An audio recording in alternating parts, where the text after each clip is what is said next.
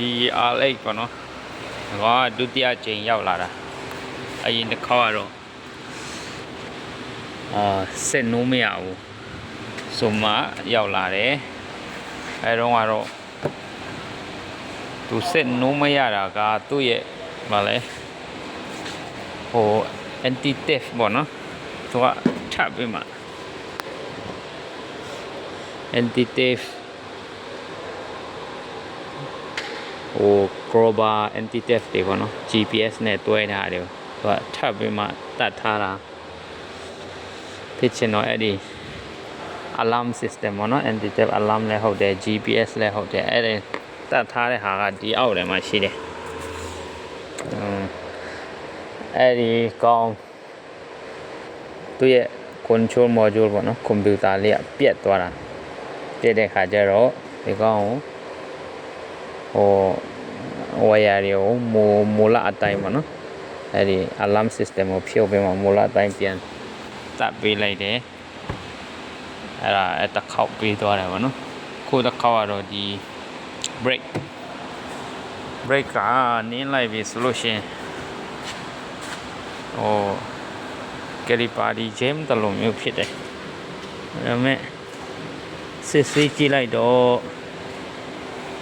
ကယ်လီပါဒီဂျမ်ဒါမဟုတ်ပဲနဲ့ break pedal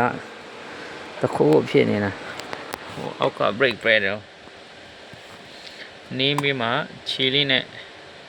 အပေါ်ပြန်ပင့်ပေးလိုက်လို့ရှိရင်ဂျမ်ဖြစ်တာနေရသွားတယ်ဆိုတော့အထဲမှာတခုပေါ့နော်အဲ့တော့ checking လုပ်နေတယ်ဖြစ်နိုင်ချေရတော့ master pump နဲ့ဒါမှမဟုတ်ဒီရဲ့ pedal မှာ spring ရှိလိမ့်မယ်နော်အဲ့ပြန်သွင်းတဲ့ spring အဲ့ဒါပြဿနာဖြစ်လိမ့်မယ်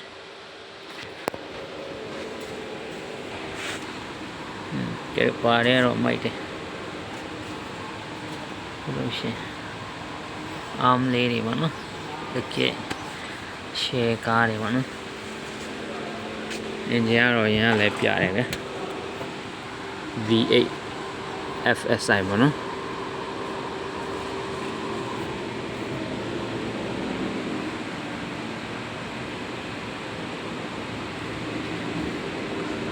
ECU ကလည်းနှလုံးရှိတယ်ဟိုမှာတစ်လုံး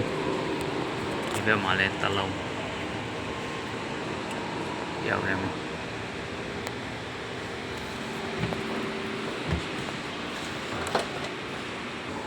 အဲ့ကောဆိုတော့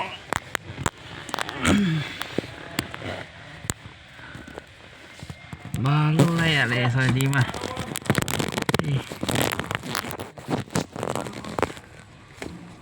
ဒီကောင်လေးပါနော်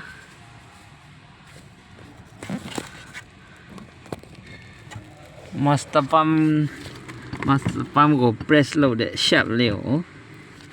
သူကဟိုရှည်အောင်လုပ်ပြီးမှ adjust လုပ်လိုက်ရတာပေါ့နော်အဲ့ဒါလေးဆိုအရင်ကအဲ့ကောင်ကတူနေတဲ့အခါကျတော့